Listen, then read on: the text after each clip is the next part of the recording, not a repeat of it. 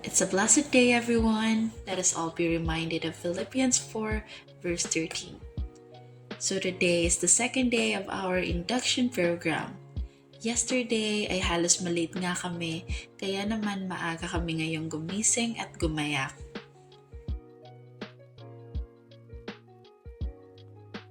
Sa sobrang aga mukhang kami na rin yata yung naunang dumating. Binigyan nga rin pala kami ng free snacks.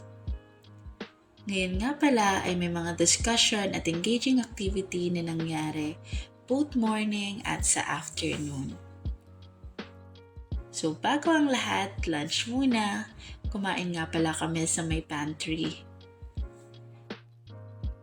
At pagkahapon ay mayroong another discussion, may mga pa-activity nga rin. At meron nga palang fruits na binigay during break. I can say today was a very productive day. Sabihin na natin marami rin naman kaming natutunan. Pero meron naman kahit papanong takeaways. After the induction, may pupuntahan nga kami. So that's all for now. Thank you so much everyone. God bless and see you at Lucky Plaza.